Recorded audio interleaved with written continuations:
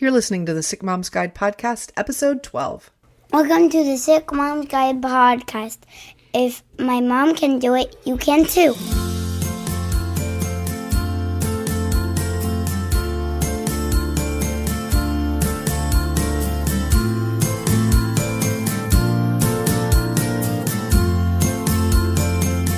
I'm so happy you're with me today, and I'm also very happy to have the opportunity to talk to Lisa Avery.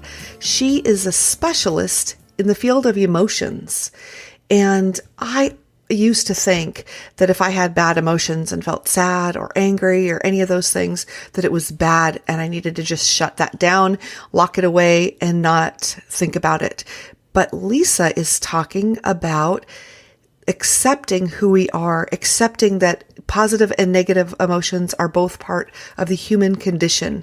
She's talking about giving yourself permission to express your emotions and acknowledge them, and that we're okay for having both kinds of emotions, the good and the bad. It's what make us up as human beings and as women, and that it doesn't make us crazy or negative or bad just because we feel negative and bad emotions sometimes. It's just part of who people are. And she makes me feel so good to talk to her. She is so full of energy, and I can't wait for you to hear her. So here she is. Hey, Lisa, how are you doing today? Hey, Jen, I'm doing really well, thank you. I'm so excited to be here, so thank you very much. Oh, thank you. I cannot wait to get into this discussion today. I'm so excited to talk to you. Me too, thank you. So can you start off by telling a little bit about you and who you are and what you do? Absolutely. So I'm a positive psychologist and coach. So I work with people, primarily people who are already doing okay, but could really do so much better with their lives. And I work around all kinds of issues. So self-esteem, finding your strengths, finding meaningful work, really getting clear on your identity, what you're about, setting goals. You know, I work really within the full spectrum of human experience. And that's a really exciting thing to do. And I feel very sort of honored and privileged to be able to do that. And so, yes, and I'm originally from the UK, but living out here in Spain in the sunshine. And yeah, just pretty happy with where things are right now.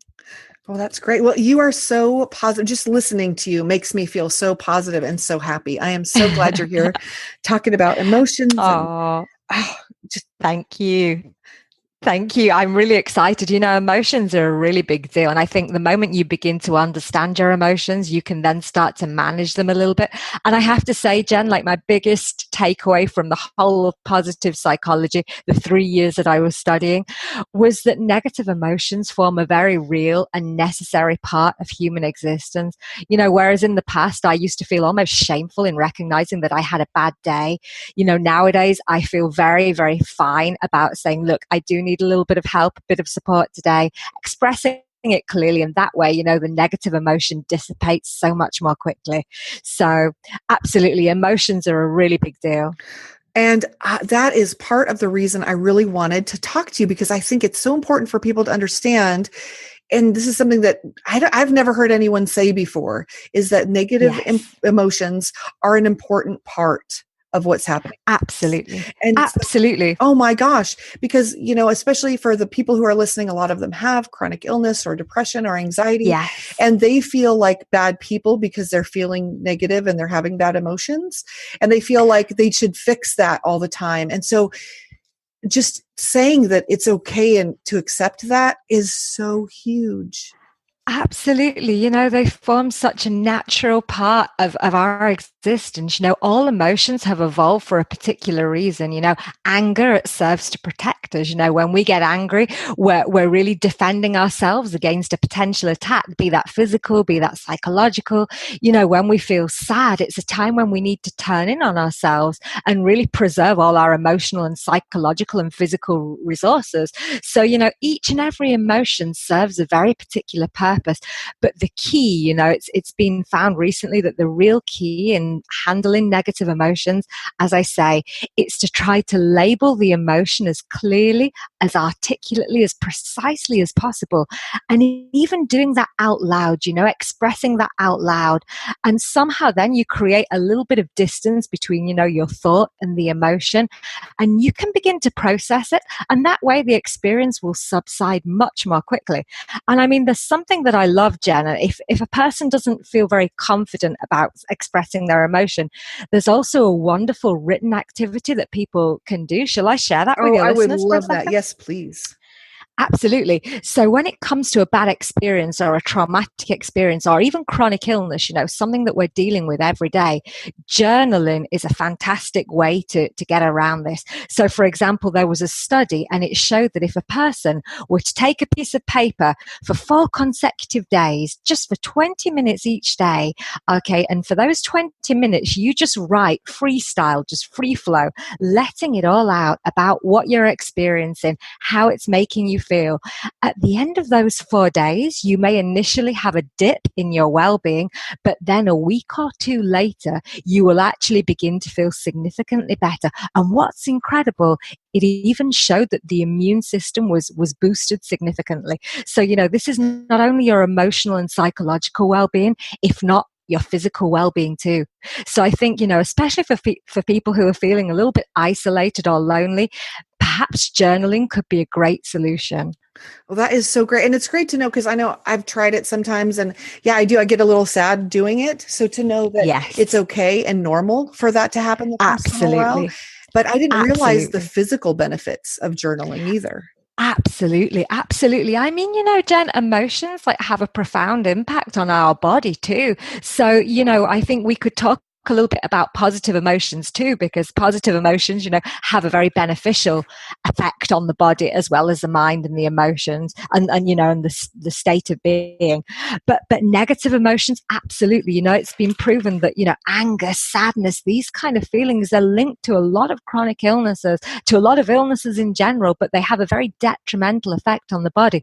So, it's in everybody's interest not to repress any emotional state, if not to express it, albeit in the right way, at the right time, with the right people, but definitely not to hold it within, because the body feels that. Yeah, that is so important to know. And so what are some good appropriate ways? Like, let's say somebody's feeling really angry, and you can't just go yelling at everybody who makes you angry, right? Especially when we're not feeling good and we're in pain, we may tend to feel angry more often, but a lot of times, Yes. like, I'll recognize, okay, I might not have been so angry at this. Yes, Today it yes. hit me, right? So what are some, do you have some good ways of expressing that or getting those out without, yelling at people around us or doing it wrong? Yeah, I mean, this is, absolutely. And I mean, again, I think self-knowledge is first and foremost the essential thing that we need to gain here. And you see, often when we're angry, we're reacting to a transgression of our values. So what I mean to say by this is we've got to get very clear about our identity. First of all, about our character strengths, what we're good at, and then also what our values are, what our core values are. Some people value freedom, justice, respect for others. And you see, when you're getting angry, what is usually happening is you're usually reacting to somebody transgressing your core values in some way. And I think, by really taking stock of what's making you angry, you get so much clearer about who you are. And that gives you so much control. Jen, because it's this thing, it's a circle or a cycle, let's say, between the thoughts you have and then the emotions you feel as a result of those thoughts, and in turn, the behavior. So we've got thoughts, we've got feelings, and later we've got behavior. And this is a circle that goes on and on. It goes round and round and round. Now, as human beings, we have the power at any moment to intervene in that cycle. So, for example, perhaps one of your listeners who's suffering from a chronic illness, they're thinking that this is really frustrating, that, they're having yet another bad day. So this thought is then going to lead to the emotion of sadness, maybe disempowerment, and then their behavior will be affected because of that emotion. So what we have to do is we have to get really clear that not everything we think is true, first of all, because people have this tendency to believe that if we think it, then it's true. And also we have to just get very mindful of that voice, that inner chatter that is going on in our heads. And in that way, we can begin to intervene with a little bit of self-compassion, because that's what people in general are lacking. Boy, I think you really hit the nail on the head there. And it's so interesting, the thought, feeling, behavior cycle. It's so simple when you say it, right? I mean, it's so obvious when you say it, but I had never really thought about it like that either. No, exactly. No. But that is, I mean, that's obviously what happens with us all the time. Yes. And how we choose to think about things too. I think, because something that to you might be very upsetting would be okay to me, or something, that would be slightly upsetting to me might be very upsetting to you. So our personal thoughts about things. Yes. Too. Absolutely. Absolutely, Jen. And I mean, the way we think about anything, it really depends on the experience we've had in the past. It depends on our own character, our strengths, our values. Everything will always be highly subjective and very much shaped by our previous experience. And, to me, Jen, the key for any happy and meaningful life, it's to really get to that point of self-understanding, of self-knowledge, and to really strip away the layers of extrinsic until you reach that authenticity inside. A lot of people who come to see me, they're sad, they're angry, they're frustrated, and they don't know why. And what happens as our conversation unfolds, our coaching dialogue unfolds, we really strip away all the shoulds and have tos and musts. And I imagine that a lot of your listeners probably sort of can relate to this, being mums, being sick, having so much that they have to do and should do, all of these external obligations. And I think, an amazing liberation comes when you're able to strip away some of these and really get to the core of who you are, what you're about, what your strengths are. Because so often in these kind of stressful and sad situations, all of that gets so deeply buried underneath, So I think there's a real liberation to be found for your listeners and for anyone in general in really stripping away all of that and getting to what you yourself are about. Right. And that's something that, my kids and I talk about, that is, don't should on yourself, right? There's so many shoulds, like I should, or should on other people. Like you should, because there's not very many things, like you should not step off the cliff. Yes. But there's a lot of things where we give ourselves all these rules, right? Like our lives are dictated by these rules that have come from external sources, right? Usually. Absolutely. And they've told us, you should always do this and you should never do that. And I know I was raised in LA, and I had raised my children in LA until my oldest was 11. We moved to Tennessee because things were so fast moving there and perfectionist. And it was so stressful to me. Yes. And everyone's running, right? And here too, everyone's running, right? Your kids have to be in all these different things and going to all these different whatever. And if you don't do that, you're not a great mom, because what if your child would be the baseball star and, in a little World Series, and you're stripping that away from them if you don't do it. So you should, And so I took a break about probably 4 years ago, and I quit everything we did, everything my kids did, everything I did. We stopped all of it, and it didn't make them happy in the beginning, but I needed to start from the very beginning all over. And it was the most freeing, liberating, wonderful feeling to not, I didn't have to do anything, right? We took it all away except school. We did because you should do that.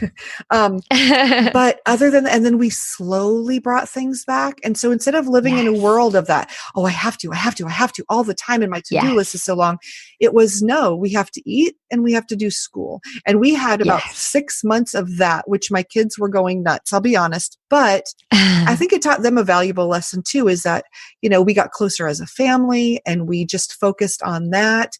And then from that, we moved out to other things. And so for me personally, I'm very slow to say yes to new projects and new activities, because, especially with my energy being so limited, but also my mental energy. And it's okay to give yourself permission to make that to-do list shorter. Absolutely, Right. absolutely, Jen. I think it's fascinating what you say. And I mean, you attest to so much which has been proven in psychology. So, absolutely. And, it kind of reminds me of, you see, in positive psychology, we have two different concepts of happiness. So, one is the hedonia, which is about seeking pleasure. It's about going out, eating, drinking, having fun, and spending money, which our society really feeds into.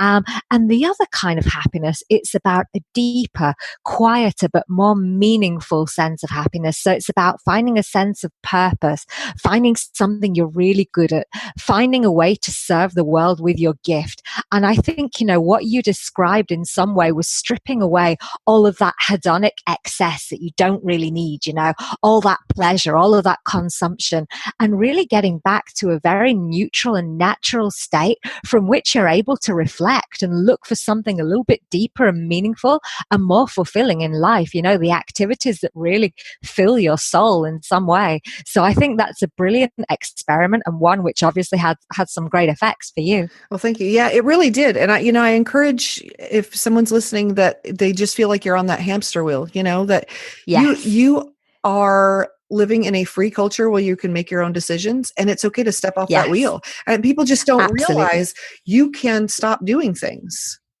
Absolutely. You Absolutely. you can say no. And obviously, if your child is really active in the middle of something, pulling them is difficult, Mm. but it's okay to say, I'm going to take a break because it's healthier emotionally for all of us. Yes. Because if mom Absolutely. is so stressed, we tend to set the emotional tone for our household, Yes. right? And Yes. so Yes. if we're at the end of our rope, that's the tone that Yes. everyone's going to pick up on, right? That's Absolutely. what I feel like. Absolutely.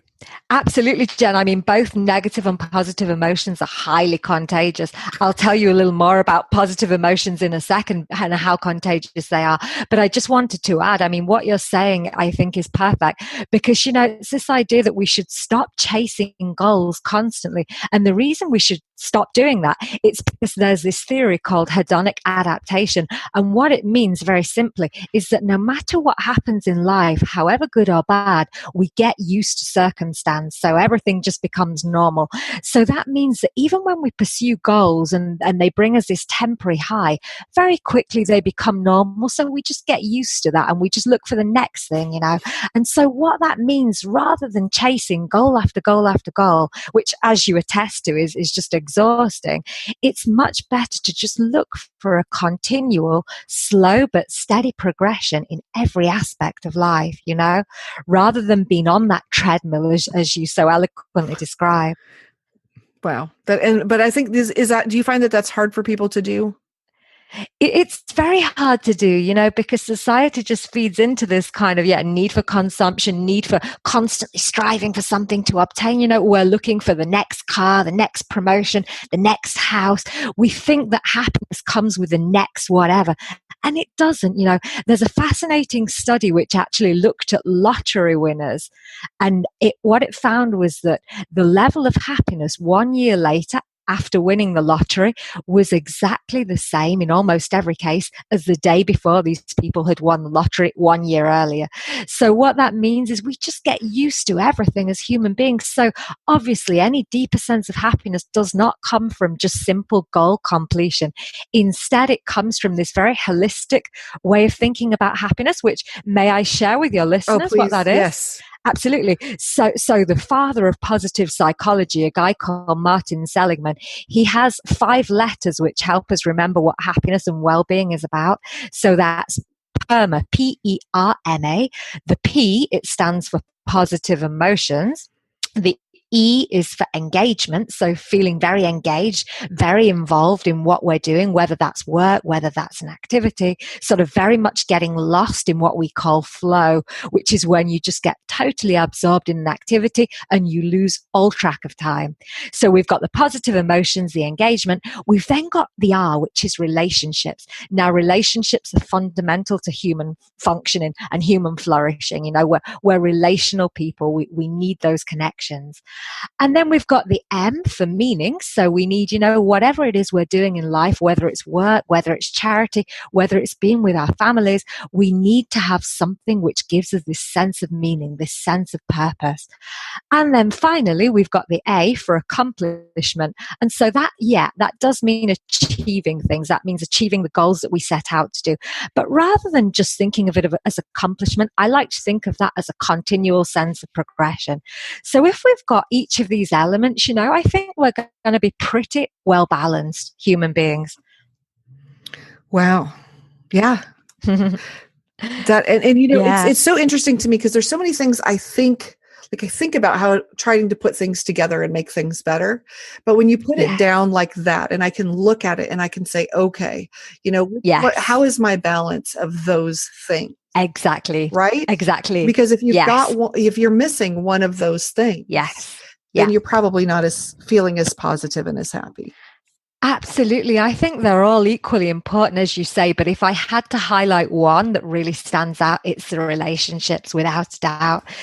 Cultivating really positive relationships, which sort of leads on to positive emotions that we touched on earlier. Mm-hmm. And, the incredible thing about positive emotions is, as you were saying, is that they're highly infectious. They're highly contagious. So, literally there's this theory in positive psychology called the broaden and build theory. And what it means is that for every positive emotion we experience, we literally expand our minds. There was this fascinating experiment in which there were two groups of people. One group of people watched comedy, the others watched a very sad documentary. And after each program, the group of people had to look at a photograph, and the people who'd experienced the positive emotions could literally see more. Their peripheral vision became broadened, it became increased.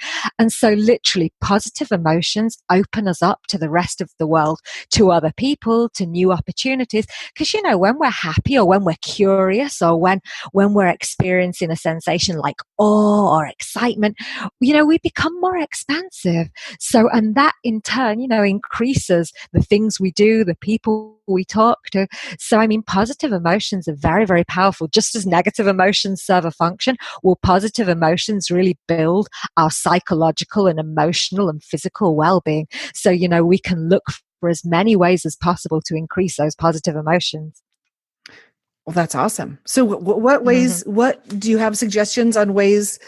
Yeah, absolutely. Absolutely. The key thing that I would highlight, well, first of all, I'd say that positive emotions don't just mean happiness, don't just mean joy. Like I said earlier, it can be serenity, it can be awe, it can be curiosity. If your listeners were just to Google full range of positive emotions, you would see there is a vast spectrum, So what I would say, in order to cultivate some of these positive emotions, novelty is the key.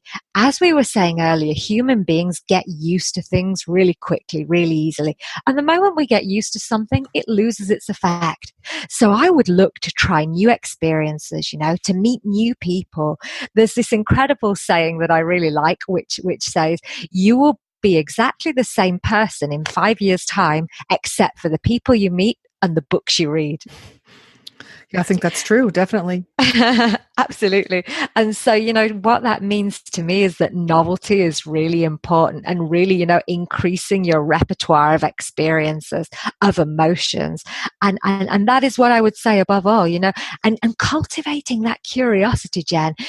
Curiosity is the antidote to fear. It's the antidote to boredom.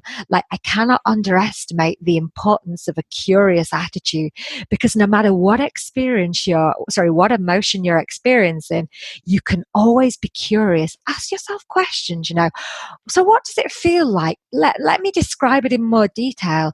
And almost by asking yourself these questions, you're reducing some of that pain or some of that suffering, or especially with negative emotions, by getting really curious, you're almost taking yourself out of your own mind and your own experience. So I would say that in positive and negative circumstances, curiosity is a great emotion to cultivate. See, and I never even thought about that as being an emotion. That's very interesting. Yes, absolutely. Yeah. Yeah. Curiosity, serenity, awe. There's this full range of emotions that we don't necessarily think of as being emotions, as being emotional states at least.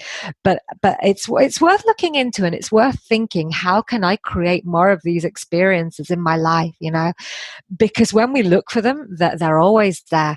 And to me, Jen, like some of the happiest and most emotionally well-rounded and stable people I know are the people that really get out of their own experience and take a lot of interest in the world around them, the other people around them, in other people's experience.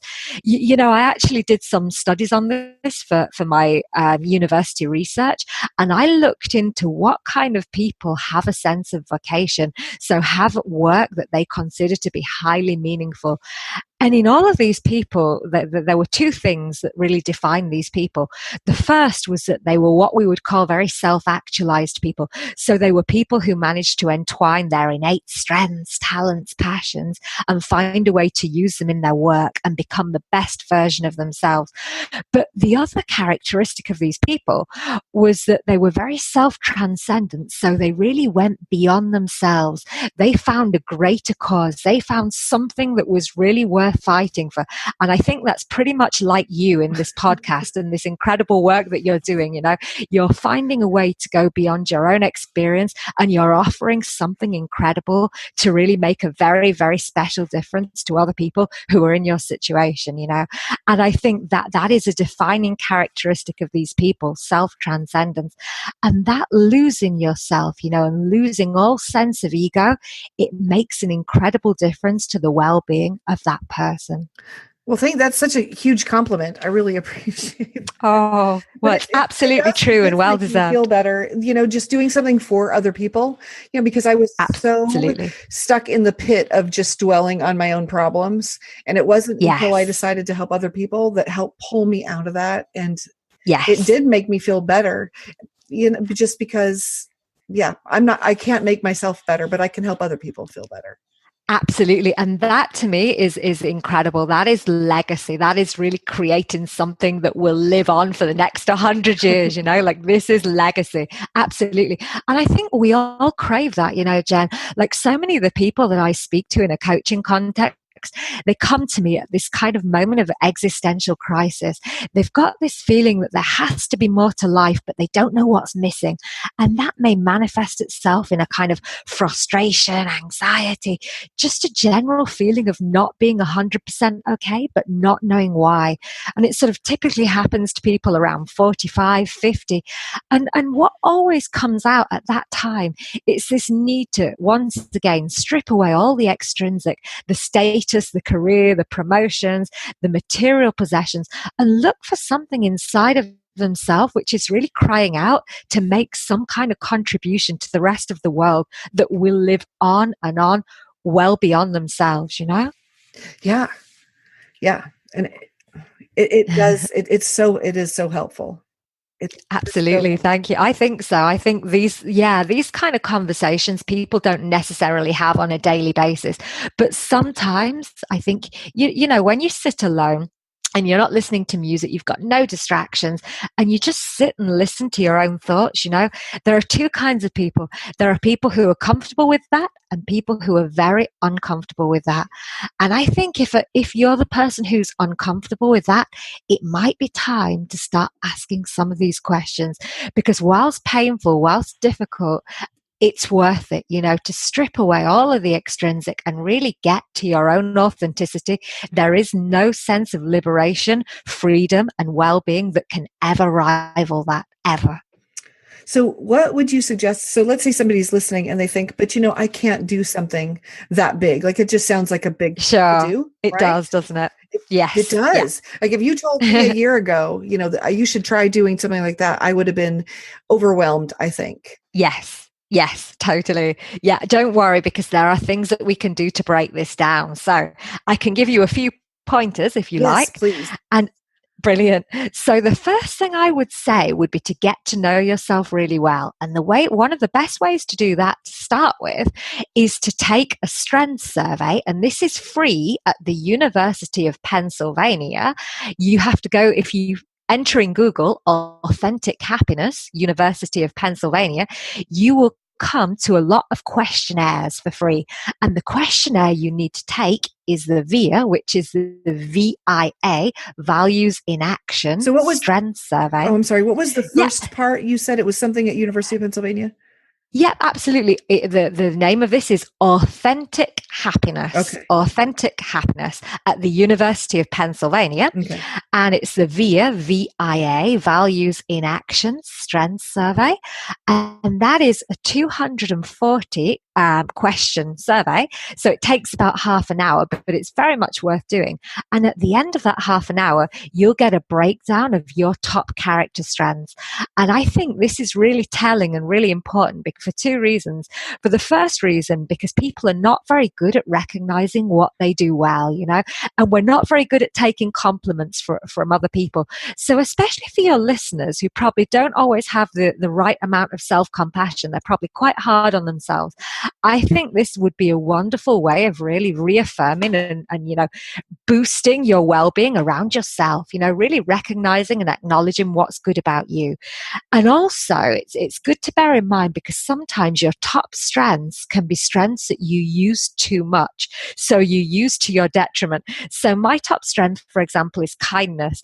And I say that not to say that I'm a lovely person, but just because it's something that I value very much in human beings, human kindness, you know. And sometimes I do feel that it gets a little bit abused. It can be taken advantage of. So I think the reason I say this is because it's good to know that your strength, it's a beautiful thing to have, but you have to look out to, because it's something that you can overuse to your detriment. So I think that is a great place to start. The second thing would be, there is, if you enter in Google, and I can send you the link for your listeners. Yeah, that would be great. I'll put it in the show notes. Brilliant. Perfect. There's a 16 personality questionnaire, which is the original Myers-Briggs personality type questionnaire. And actually getting a breakdown of your personality type, and I didn't do this myself until about a year ago.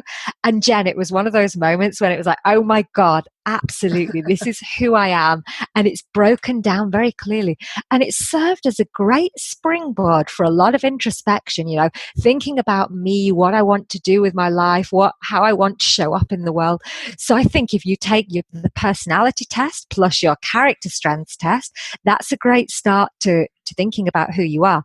On top of that, I highly recommend thinking what your values are. You know, you can get a list on Google of like the most common values. You know, my values, for example, it's individuality. I really value expressing myself as an individual. It's freedom, you know, and thinking about what those are, I think can really orient, you know, the direction you take in life. So you've got your strengths, your personality, your values. The last thing I would add to that would be think about the moments of flow you experience in life. So think about the kind of activities that you love doing, because whilst doing those activities, time almost seems to come to a standstill, you know.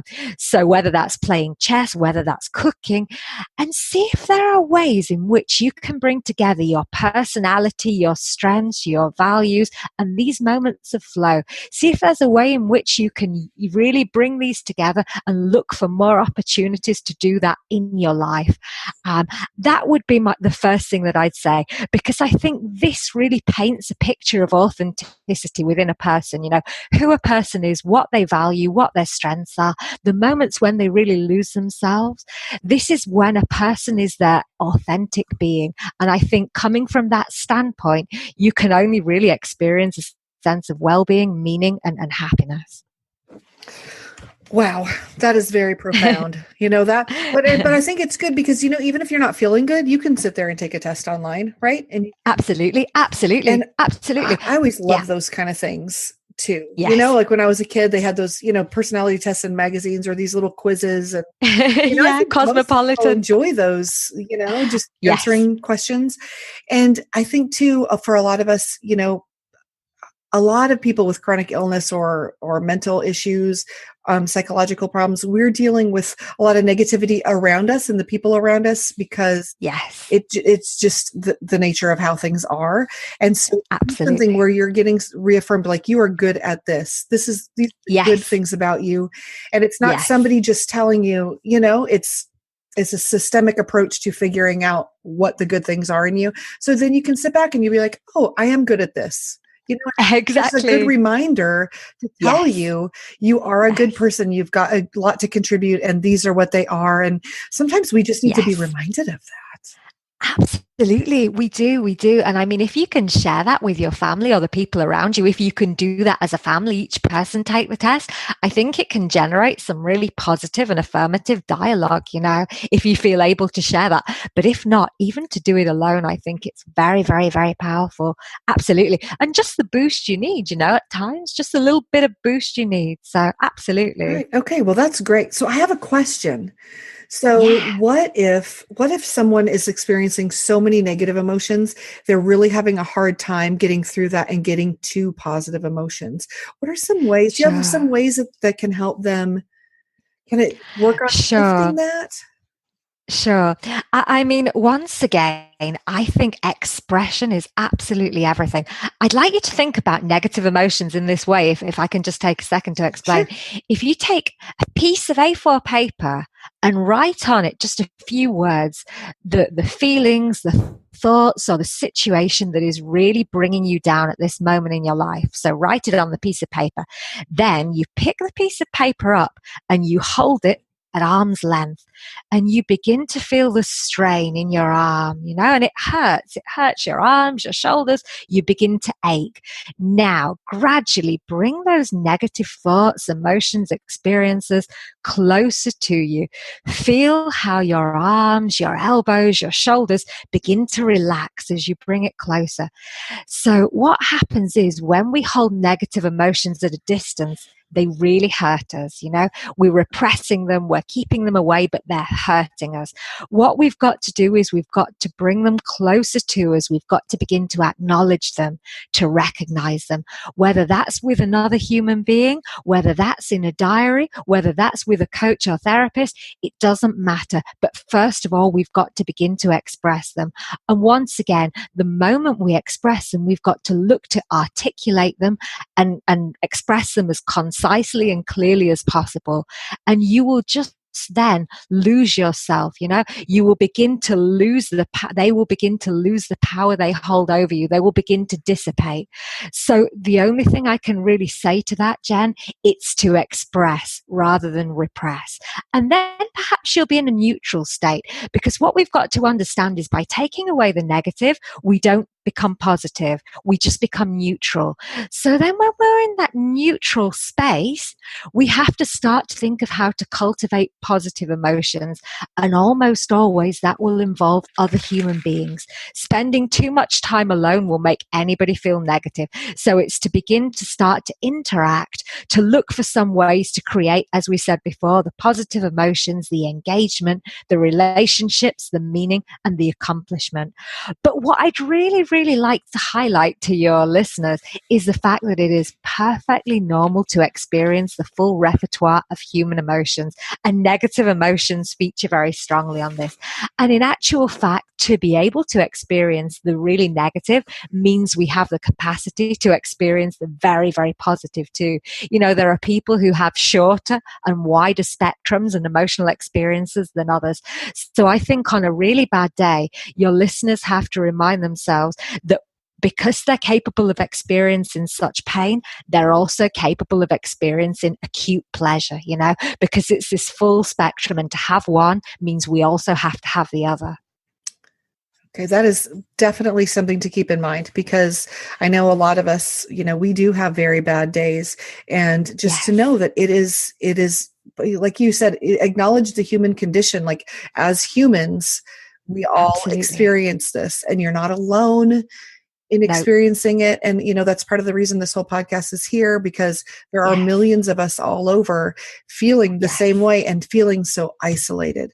And so that's why I wanted to have you talk about this and talk about how important it is to get socializing and to accepting ourselves. I think, you know, before we can socialize more, we have to understand that we're okay. You know, we're every human is different, right? But we all have common experiences, and sometimes being down and being negative, sometimes that is a part of the human experience as a whole, and it doesn't make us a bad person. Absolutely right? And not. so we On the can contrary. go meet new people and Yes. allow ourselves to have Yes. positive experiences, even though we're Absolutely. down. Absolutely. Absolutely, Jen. And I think, you point to something which is very important too. And that is, a human being has this tension. They have a tension between needing to stand out and be celebrated for the unique individual they are, and belonging, feeling like they belong to something. So oftentimes people come to me because on the one hand, they want to be different, but on the other hand, they really want to be the same. And so I think, what's amazing about the community you create, you're really bringing together all of that difference. People have different illnesses, different experiences, but at the same time, you're creating a very safe space where people all belong. They're all united with one common experience. And I think the power of community and the kind of thing you're creating is absolutely, wow, it's a godsend. It's a lifesaver. Absolutely. It's very, very, very important. So I think, to feel that you belong to something while still maintaining that individuality, that is essential. Well, that's great. Yeah, I think so. And and I just want people to understand that they're not alone. That's, no matter what they're going Yes. through, there is Yeah. somebody else who's gone through it. And even if it's a horrible thing and you hate to think, Yes. sometimes you think this is so bad, I wouldn't want someone else to go through it. No. But it's not Yes. that you want them to, it's just, but you have to know that someone else has. And no matter what it Yes. is, and that you are not completely alone, and that you can find people, but you have to reach out Absolutely. to find them often. Absolutely, absolutely. And that's the other thing, you see, it's being vulnerable. In our society, we're not very used to or not very comfortable with being vulnerable. But just expressing yourself in your humanity with your vulnerability, that in itself is very, very courageous. And the more you do that, the easier it becomes to do so. Because people respect that. People respect vulnerability, and because it is courageous. And I think, it's that common experience of bad that usually connects people. It's a funny thing, Jen, but often, you share positive news with other human beings. They don't know what to say. They don't know how to react. But, I see a post on Facebook which is quite negative or which has some sadness or something attached, and there are millions of comments and responses. So, we do feel a real empathy for others suffering. So I think, yeah, absolutely, showing your vulnerability and not being afraid of it. We're all just human, and at some point or other in life, we do need other people. Well, all the time, really. But the older I get, I'm 37 years old now, and the only thing that I've learned is that it's okay not to be okay. And I think that is my absolute biggest takeaway from all these years of psychology.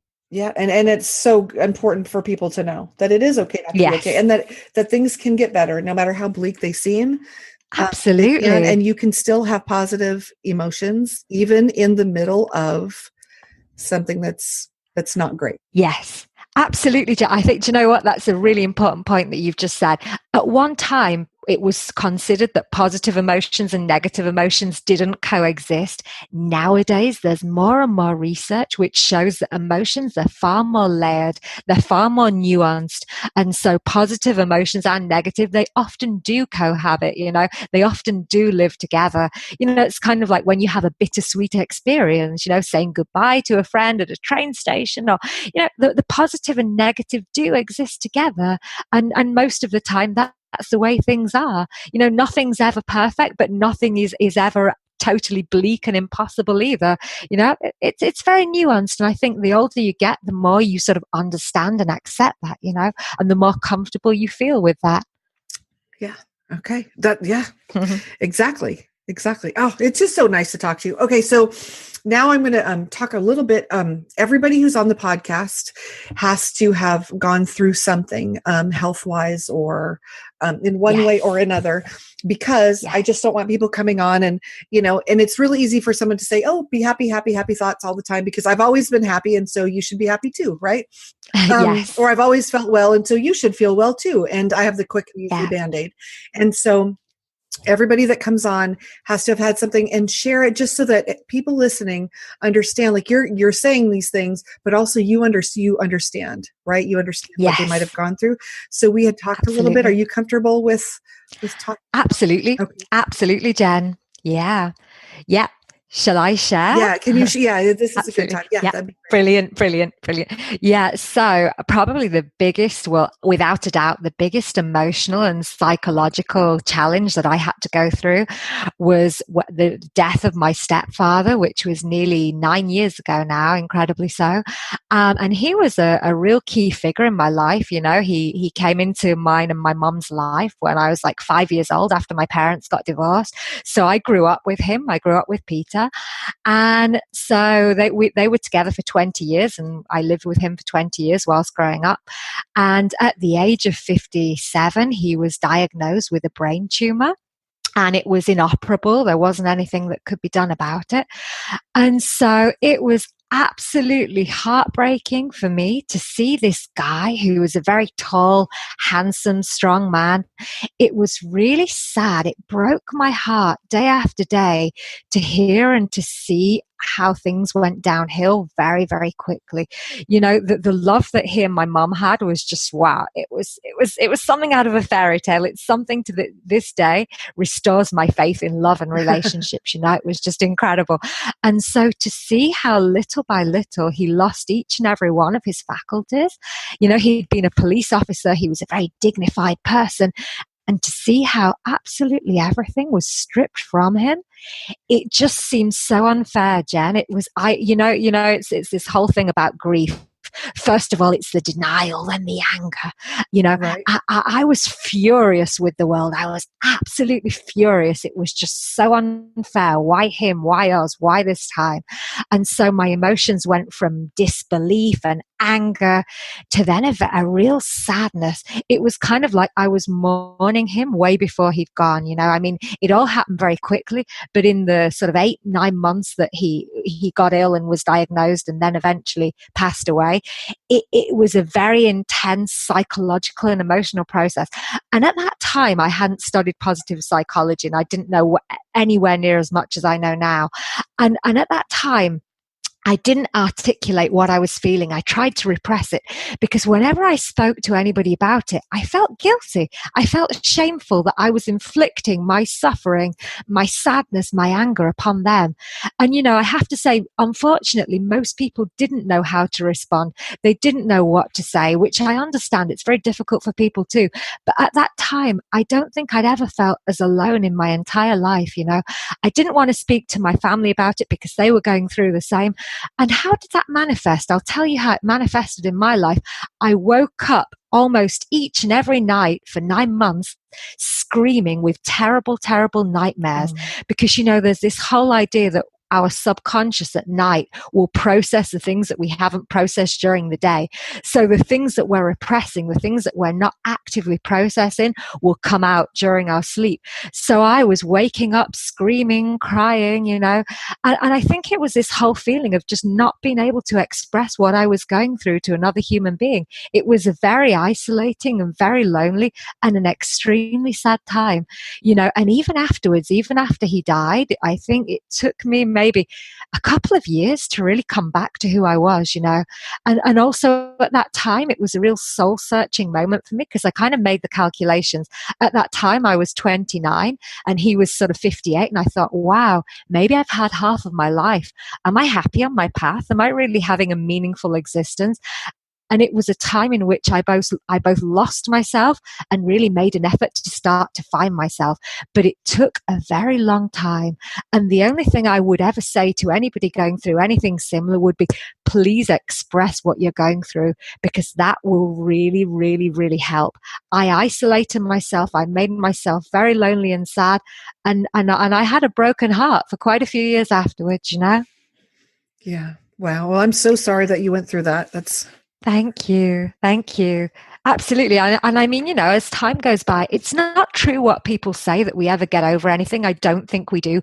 But what happens is, you know, we definitely find a way to deal with that. And that doesn't mean that the emotions don't ever come back acutely, because I think they do.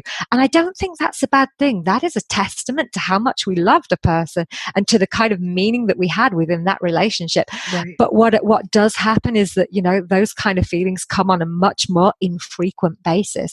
But from time to time, there is that acute missing somebody. But once again, I think we learn to reconcile ourselves with the fact that so much of human experience is bittersweet by nature. And, if we were all to live forever and nothing bad would ever happen, then the beautiful things in life wouldn't have any beauty, There would be no poignancy. So, everything in life that is meaningful and is beautiful is that way, because we know that at some point it's not going to be there anymore. That is very profound. Oh, sorry, maybe a little bit too much for first thing in the morning for you. That's great. That's great. So, yeah, that is amazing. And I think we can end on that, because that was brilliant. So thank you so much for coming today and sharing and telling us all about emotions and letting us understand some things that I know I didn't understand before I talked to you. And I really, really appreciate you being so open and honest about yourself and thank you. Thank you, Jen. This has been a huge privilege and honor. It really has. And I have nothing but awe and respect for the kind of work you do. And I have nothing but awe and love for all the people who are listening to this, because I'm sure they're all doing so much better than they can ever realize. So I hope everybody gives themselves some credit, some self-compassion, and a really big hug. Well, thank you. Thank you so much. I look forward to talking to you soon. Thank you. Take care, Jen. Thank you. Thanks again, Lisa, for being here today. You are like a ray of sunshine in my life, and I love being able to have a chat with you. If you enjoy listening to Lisa, you can find out how to contact her in the show notes or on the website at thesickmomsguide.com/episode 12. Our music today is A New Day by Scott Holmes. I look forward to being with you next week. Thank you for listening to today's episode. If you like it, please subscribe. We'll see you next week.